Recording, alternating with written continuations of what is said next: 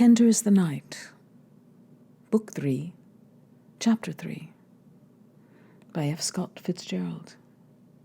One morning, a week later, stopping at the desk for his mail, Dick became aware of some extra commotion outside. Patient Von Conn Morris was going away. His parents, Australians, were putting his baggage vehemently into a large limousine, and beside them stood Dr. Ladislaw, protesting with ineffectual attitudes against the violent gesturing of Morris Sr. The young man was regarding his embarkation with aloof cynicism as Dr. Diver approached. "Isn't this a little sudden, Mr. Morris?" Mr. Morris started as he saw Dick. His florid face and the large checks on his suit seemed to turn off and on like electric lights. He approached Dick as though to strike him. "High time we left, we and those who've come with us," he began, and paused for breath. "It is high time, Dr. Diver, high time." "Will you come in my office?"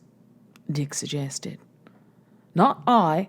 I'll talk to you, but I'm washing my hands of you in your place." He shook his finger at Dick. "I was just telling this doctor here, we've wasted our time and our money." Dr. Ladislaw stirred in a feeble negative, signaling up a vague Slavic evasiveness. Dick had never liked Ladislaw.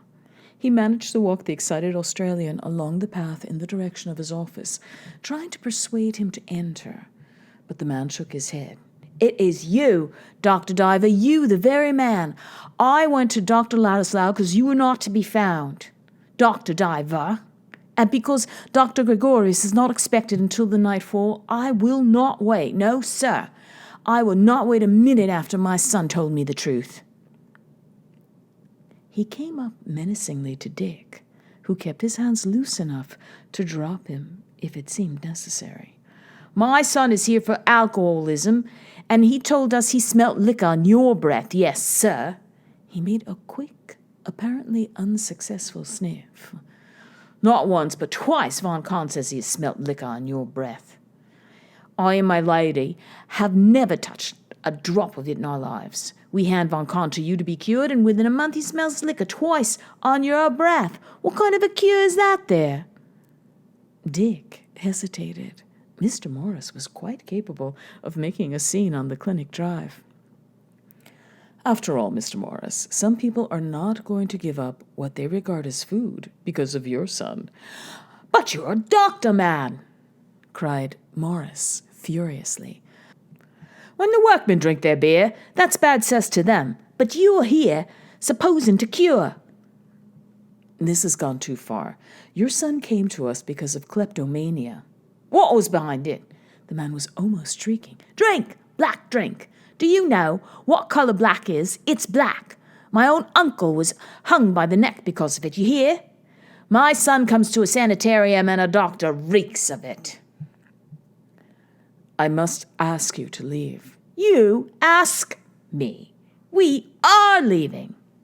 "If you could be a little temperate, we could tell you the results of the treatment to date. Naturally, since you feel as you do, we would not want your son as a patient." "You dare use the word temperate to me?" Dick called to Dr. Ladislaw, and as he approached, said, "Will you represent us in saying goodbye to the patient and to his family?" He bowed slightly to Morris and went into his office, and stood rigid for a moment just inside the door. He watched until they drove away, the gross parents, the bland, degenerate offspring. It was easy to prophesy the family's swing around Europe, bullying their betters with hard ignorance and hard money.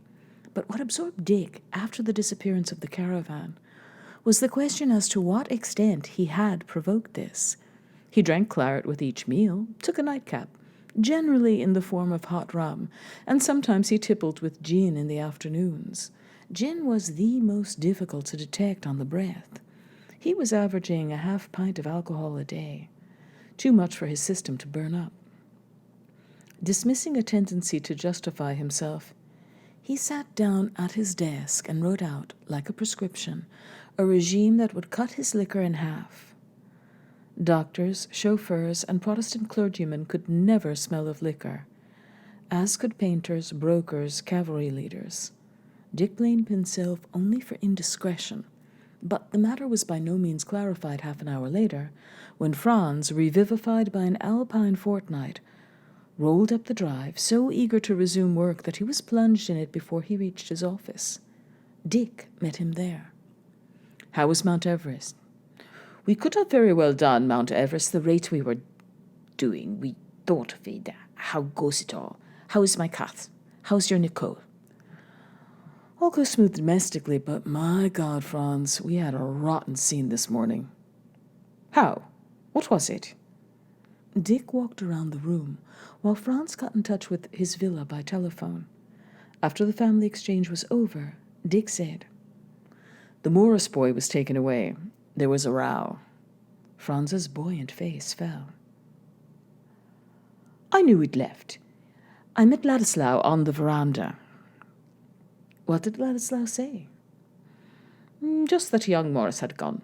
That you tell me about it." "What about it?"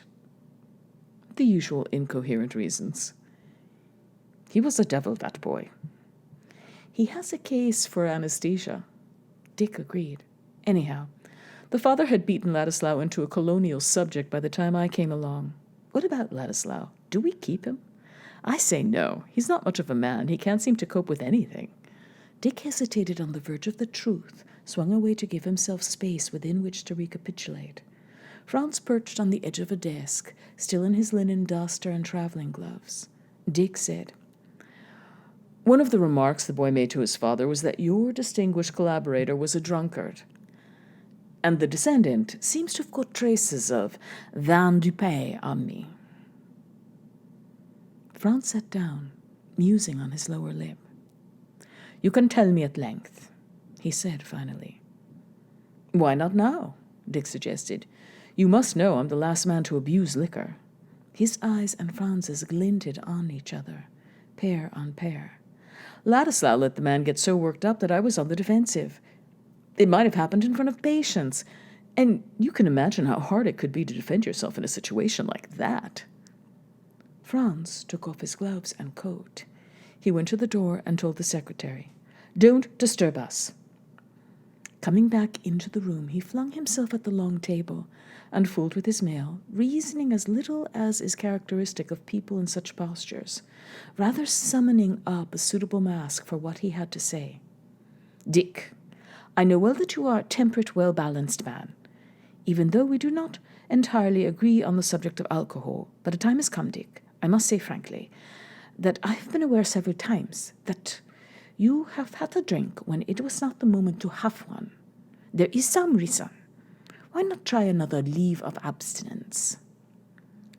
"Absence," Dick corrected him automatically.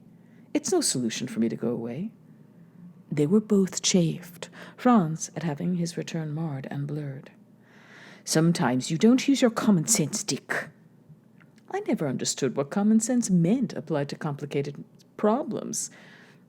Unless it means that a general practitioner can perform a better operation than a specialist." He was seized by an overwhelming disgust for the situation.